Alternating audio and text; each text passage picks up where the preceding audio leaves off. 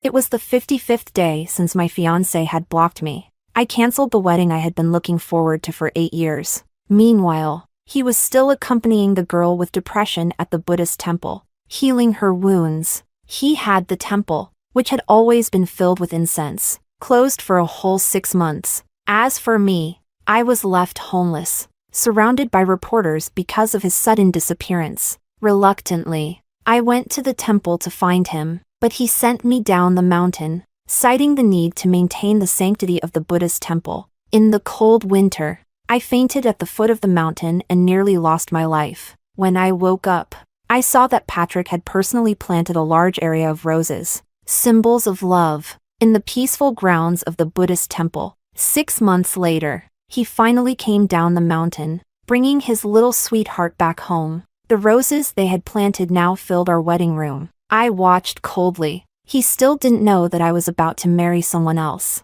Chapter 1. I was choosing a ring at the store when I ran into Patrick, whom I hadn't seen for 6 months. The sales assistant showered me with compliments about the large diamond ring on my finger, but I didn't hear a word. I was only watching him, distracted. When Patrick saw the ring, he casually walked over and asked, "Why are you here alone? I thought I was the one giving you a surprise."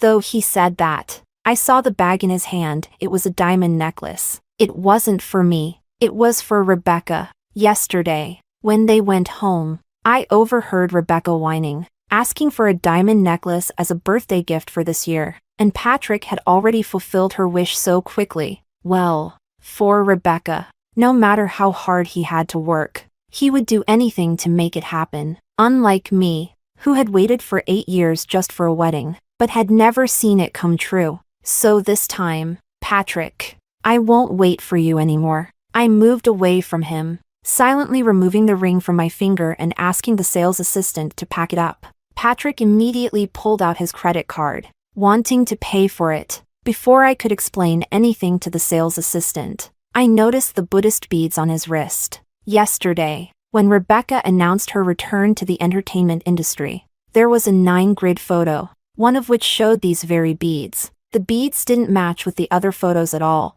but someone recognized them as the unique Buddhist beads from the temple. Soon, the temple's closure for 6 months and the identity of the beads owner became trending topics. A paparazzi even captured a video of Rebecca and them descending from the mountain. Although Patrick's face wasn't clearly visible, the customized suit and the license plate with 4 consecutive 9s were more than enough to reveal everything. Everyone was congratulating her on marrying into a wealthy family, and I had become nothing but a complete joke. I snapped back to reality, interrupting the sales assistant who was about to process the payment. "No need. I was just trying it on. I don't plan on buying it." Patrick was looking at his phone, answering absently. "Go ahead and buy it. I've got some free time this afternoon. Let's go register our marriage." Register our marriage? To him, our marriage was nothing but a routine process. But I didn't need such a relationship anymore. I didn't answer him, and I walked out of the store. Patrick followed behind me, seemingly displeased with my earlier actions. "Are you angry because of Rebecca again? I've told you, our wedding is still on. I'm just looking after her for her father." Yes, Rebecca was the daughter of his old friend. Ever since Rebecca's father passed away, he had taken on the responsibility of looking after her. Rebecca called him little uncle, and her eyes were always full of affection when she looked at him. I knew that Patrick understood everything. He was just pretending to be clueless, and I was nothing more than a tool he used to shield Rebecca from external gossip and rumors. I looked up and calmly replied, I understand, Patrick. I don't want to play this love triangle anymore. Our wedding is indeed still on. It's just that the groom is no longer you." Hearing my indifferent response, Patrick started to scold me. "I'm busy every day. I don't have time to deal with your emotions. If you don't want to get married, then don't. Just cancel the wedding." With that, he left me alone in the mall and drove back home. He didn't know. The wedding was indeed canceled, and I really didn't want to marry him anymore. I opened my phone and saw the red exclamation mark in the chat with Patrick. I tried sending another message. Still, the red exclamation mark appeared. Chapter 2. He hadn't even added me back on WeChat. How could he talk about marrying me? If this were before, I might have tried to convince myself to make an effort to win him back, but now, I wouldn't lie to myself anymore. His heart was never really with me. Just as I was about to take a taxi home, I received a call from my wedding partner, Leonardo. He asked me to meet him at a newly opened cafe. Seeing that I had nothing in my hands, he curiously asked, "Didn't you buy a ring?" I smiled helplessly. There wasn't anything suitable. He suddenly pulled out a small box and handed it to me. "This is a ring I brought back from France. I wasn't sure if you'd like it, so I haven't dared to give it to you." When I opened the box, there was a rare pink diamond ring inside. The band was engraved with my name. It was a kind of exclusive affection I had never received before. I was so moved that I nearly teared up. Just as I was about to put the ring on my finger to show my gratitude, Patrick's call came through. "Hello? Where are you? I've called the driver to pick you up to register our marriage." After everything that had just happened, he was asking me to go register our marriage? He was certain that I would forgive him. In the past, whenever we had a conflict, he always chose to give me the silent treatment, but within half a day, we'd make up. Mostly because I compromised. I compromised enough to let Rebecca join our dates. I allowed the passenger seat to be marked with Rebecca's name. I let the car be filled with Rebecca's dolls. Patrick's clothes and daily necessities were all chosen by Rebecca. There was no trace of me left on him. But even that wasn't enough for Rebecca. She once jumped from the second floor of the villa because Patrick didn't answer her call during a meeting, and she broke her leg. When Patrick found out, he canceled millions worth of orders and rushed back to be with her. And he blamed everything on me, because I hadn't rushed back to take care of Rebecca right away. He forced me to apologize to Rebecca when I refused. He scolded me for an entire day and night, demanding that I kneel in front of Rebecca's hospital bed and repent. Only then would he forgive me and agree to marry me. Otherwise, he would break up with me. Back then, I loved him so much that I couldn't accept the idea of leaving him. So, I agreed. But love shouldn't be like this, twisted and worn down. Once you're hurt enough, you naturally walk away. As I thought about all of this, I bitterly smiled to myself. I hung up the phone, put the ring back in the box, and said goodbye to Leonardo, preparing to go home. But just as I reached the roadside, I was stopped by Patrick's driver. Patrick, sitting in the back seat, rolled down the window and asked, looking at what I was holding, "What did you buy?" I didn't want him to see the ring box in my hand, so I hid it behind me and got into the car on the opposite side. Patrick, maybe sensing something, noticed the bag in my hand and asked, "I saw you holding a pink box just now. What was it?" "You saw wrong." I tucked my hair behind my ear, trying to figure out how to refuse going to register our marriage with him. Before I could figure it out, my phone rang again. Rebecca's scream came through the speaker of Patrick's phone. "Little uncle, I think someone is following me." Patrick immediately became alert. "Rebecca, don't be scared. Where are you?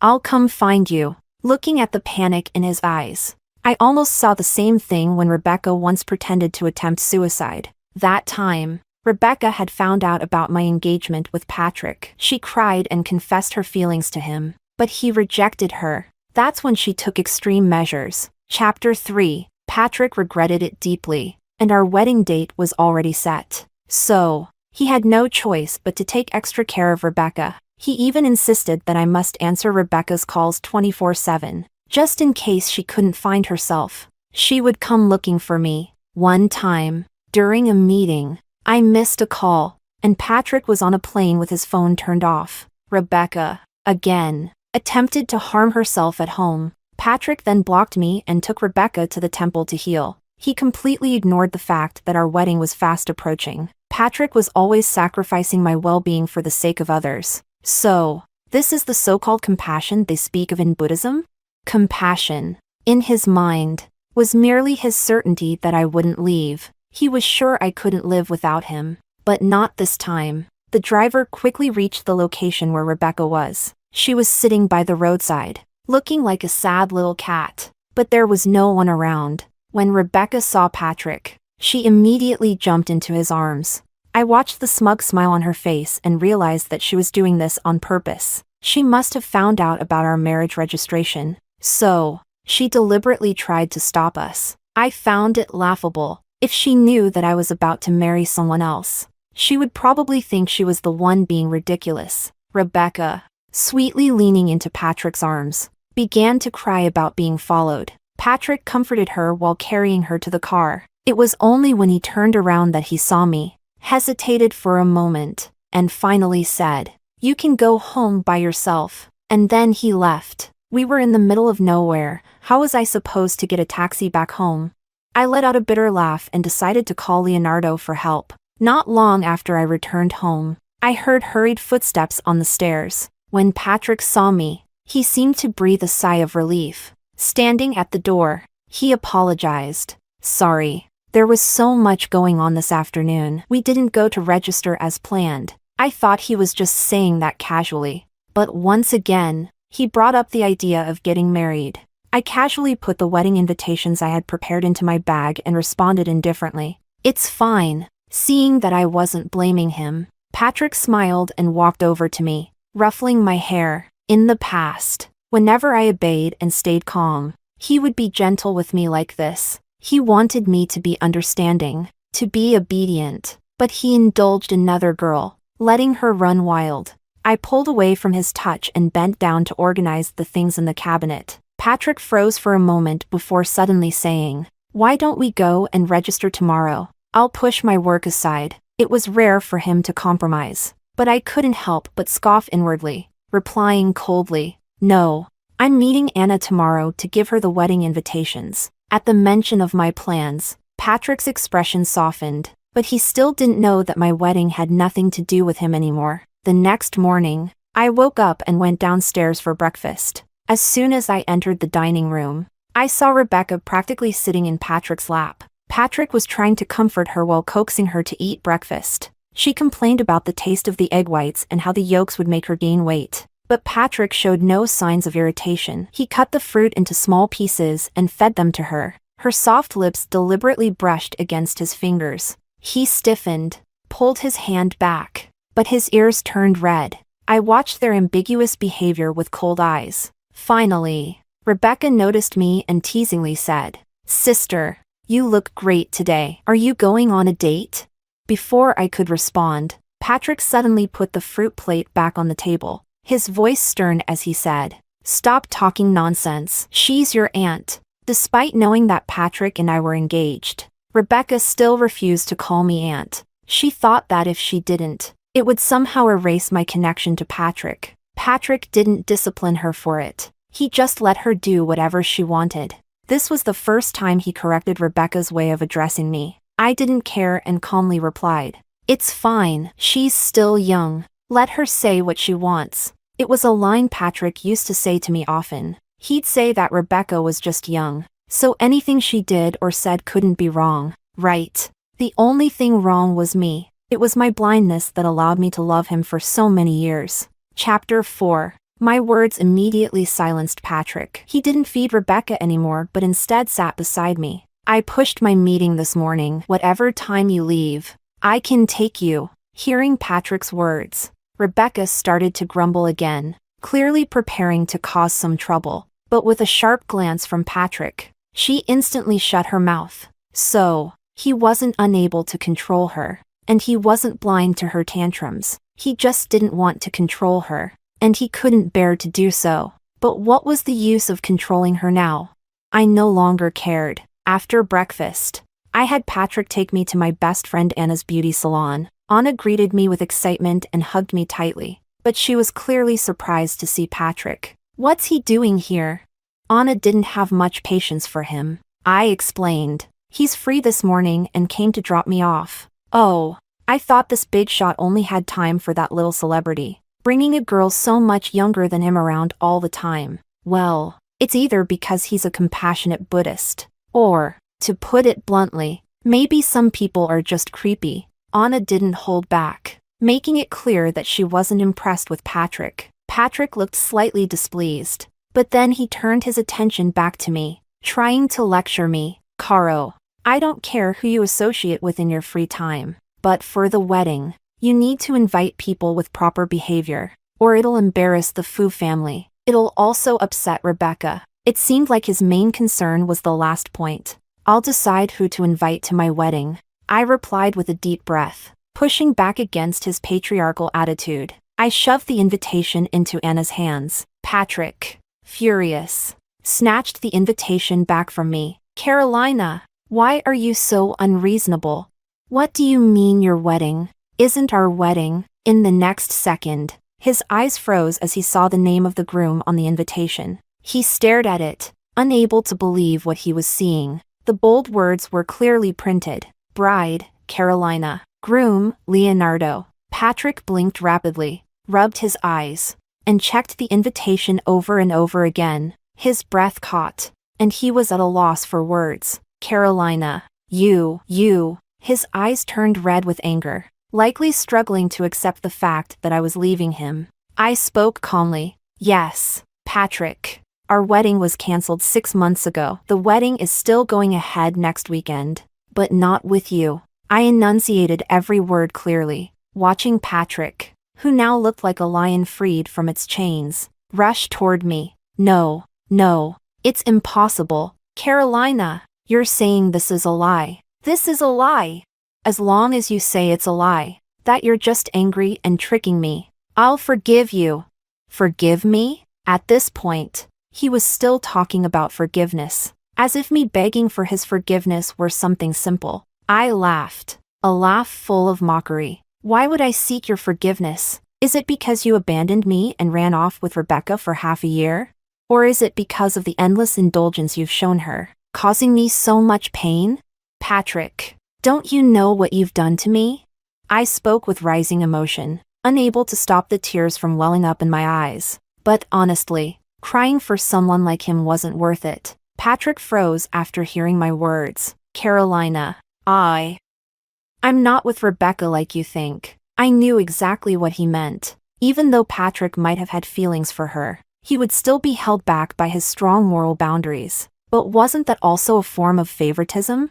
Patrick's excessive favoritism toward Rebecca, so much so that he could suppress his own desires for her, was its own kind of love. I bitterly smiled at myself, realizing that I had always been nothing more than a tool for them both. That's enough. Patrick, we're done. Chapter 5. I spoke with finality, and Patrick grabbed my wrist, his fingertips icy cold. No, Carolina, it's not like that. Please listen to me. Our wedding is cancelled. My parents have agreed. You don't need to say anything more. I guess that his last hesitation and explanations were out of respect for the relationship between our families. So, I decided to make things crystal clear today. The project we were collaborating on, my parents have already handed it back. The profits from it belong to your family. There is nothing more between us. Patrick couldn't say another word. What could he say? He had never seen me so ruthless. He never expected that I would sever everything between us so completely. Patrick left alone. I had no idea where he went, but I knew. This was the end. Anna still wanted to comfort me, but I just shook my head. I didn't care anymore. What was there to feel heartbroken about? That night, I didn't return to our wedding house. That apartment had been bought by Patrick as our wedding home. It had nothing to do with me. Since things had come to this point, it was time for me to move out. I had already packed my things. Patrick hadn't noticed a thing. Why pretend when I was about to leave?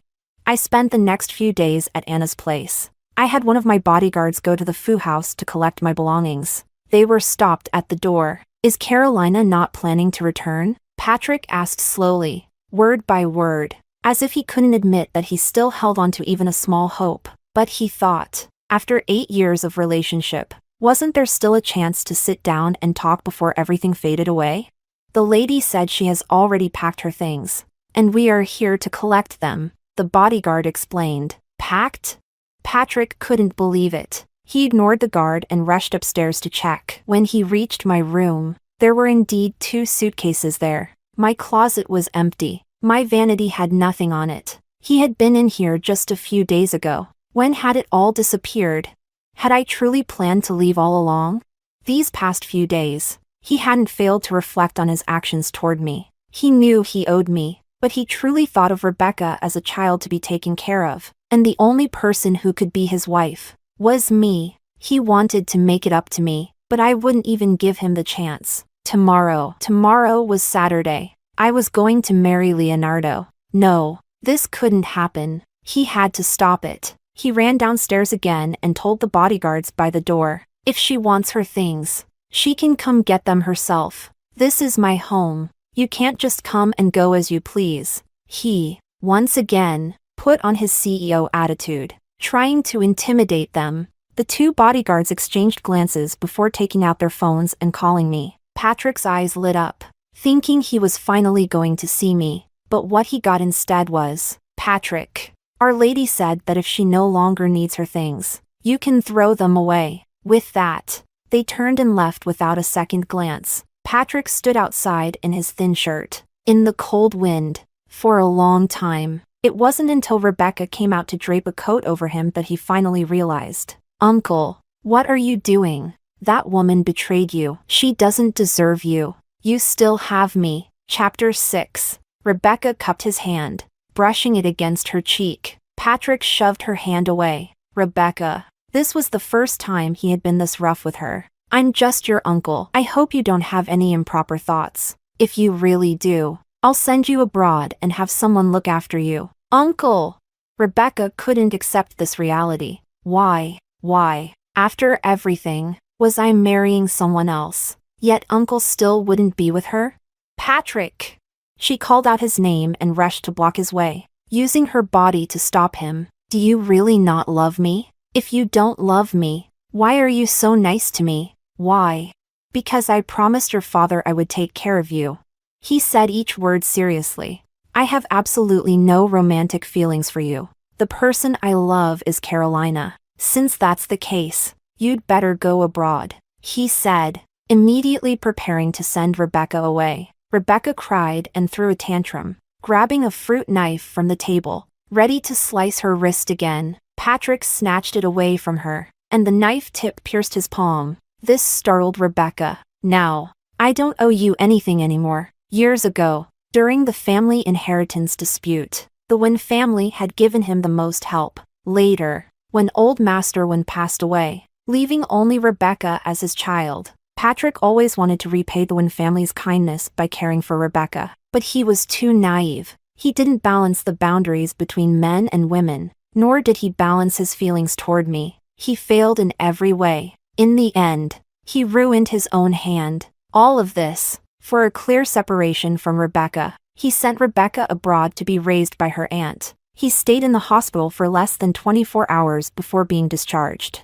Because my wedding was about to begin, ignoring all the obstacles, he pushed his way through and arrived at the stage. I was exchanging rings with Leonardo when he suddenly appeared. Interrupting the moment, Leonardo remained calm, holding my hand and slipping the ring onto my finger. He then put his own ring on my finger as well. His actions brought my thoughts back. He smiled reassuringly at me. He picked up the microphone and addressed the crowd. Thank you all for coming to Carolina and my wedding today. Once the rings are exchanged, we will be officially married. Carolina and I have known each other since childhood, but we never expressed our feelings, which caused us to miss many years. Today, here, I want to thank my wife for agreeing to marry me. After saying that, he set the microphone down, pulled me into his arms, and gently kissed my lips. My body trembled, but under his calming touch, it settled. In truth, we had no deep feelings for each other.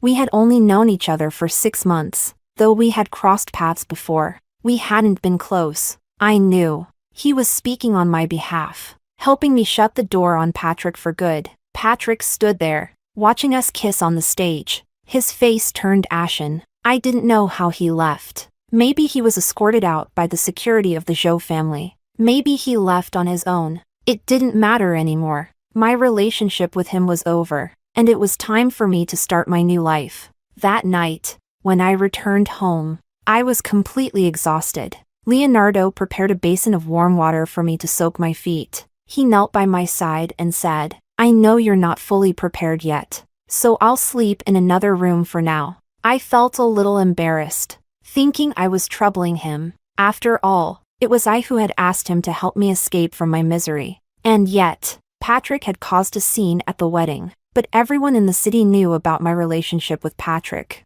I nodded in agreement, realizing I really did need some time to prepare mentally. Chapter 7. That night, I lay alone in bed. I saw a trending topic that had skyrocketed to the top of the hot search list. Wealthy. Aloof Buddhist disciple drinks late into the night. Suspected emotional turmoil. Netizens immediately started gossiping. Today is Miss Caro and young Master Leo's grand wedding. Miss Caro was originally the fiancé of this Buddhist disciple, Patrick. It must be Carolina cheating. Patrick is so pitiful. Stop talking nonsense. So-called Buddhist disciple. Looks all abstinent and refined. But in reality, he's been keeping a girl over a decade younger than him for years. Who knows? Maybe he has some special fetishes. The girl just couldn't take it anymore. Is it really that explosive? Anyone know the truth? I'm actually the classmate of the girl they're talking about. I know her uncle. He's a really good person. It's just that the woman's the one who cheated. Our story quickly stirred up a storm online. Someone had somehow found the video of our wedding. Patrick's bloodshot eyes stared at me on stage, like an abandoned dog. Leo and I were placed on the pillar of shame. I quickly got up, intending to explain the situation to Leonardo, and just as I reached the door, he was there, raising his hand to knock. Our eyes met, and he spoke first. It's fine. It's a small thing. I can handle it. I just worried you might not sleep well, so I came to bring you some milk. I looked at the milk he was offering, feeling embarrassed, and invited him in. He hesitated, but still walked in. Thank you, but I really did affect you. We're already married. So don't say things like that, Carolina. I hope you can consider me as family from now on. He spoke somewhat awkwardly, scratching his head, his gaze dropping lower and lower. Leonardo's demeanor in the business world was even more commanding than Patrick's. While Patrick appeared aloof and abstinent, he was, in reality, quite self-absorbed. But Leonardo seemed ambitious. Yet he was gentle at heart. My wariness toward him was fading more and more, so I invited him to sit on the bed and discuss the trending topic. First, we need to clarify things with them. I feel like Rebecca is stirring the pot. I heard Patrick sent her abroad. What? Leonardo replied, and I gasped in surprise. How could that be? Patrick had always doted on her, treating her like something precious, holding her in his palm. How could he have sent her abroad?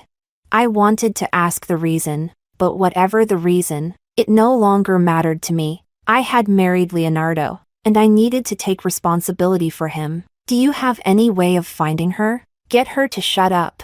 I intentionally emphasized the last sentence. Leonardo chuckled softly. When we were kids, I used to see you arguing with others like this. It's still so cute. His words made my cheeks flush. Indeed, I had always had a fiery temper, and that's why I liked Patrick's cold demeanor so much. I thought he would never get angry, never raise his voice. He seemed so amazing to me. I had a kind of inexplicable admiration for him. But once we were together, I realized he was completely different from the person I had imagined. Yet, I had already fallen deep into it, unable to get out. I used to constantly degrade myself in hopes of winning Patrick's affection. In the end, I only ended up hurt. I shook my head, trying to push these unpleasant thoughts away. It's getting late. Let's rest. I believe you can handle this. Leonardo paused for a moment before replying. Thank you. He slowly expressed his gratitude. Then he said goodnight and left.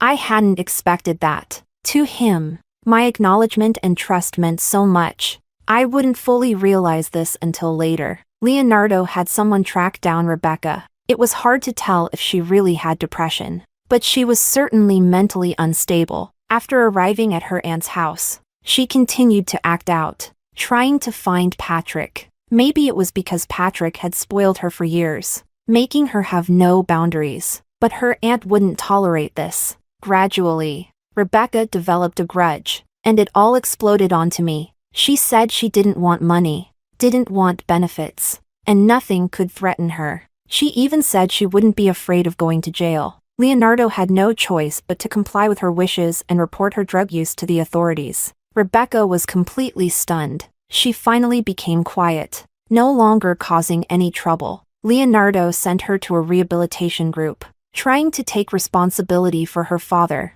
Actually, if Patrick had really wanted to repay Rebecca's father, he should have disciplined her strictly years ago, instead of indulging her into lawlessness. It wasn't good for her, and it wasn't good for anyone else. Leonardo managed to handle the situation with Rebecca and brought the hot surge under control. Chapter 8. I went to the airport to pick him up. When I saw him rolling his suitcase out, I rushed up and gave him a hug. It was our first intimate contact, and I was the one who initiated it. Leonardo was stunned for quite a while before he finally reacted. I saw his ears turn bright red, like they were bleeding. I smiled and said, "Good job, husband." I felt like I had become that lively, cheerful girl from the past again, the same girl that Leonardo originally liked. Later, I found out that Leonardo had liked me since our school days. We were still young back then, at the age where emotions first awakened, and I was the talk of the whole school. But he wasn't remarkable,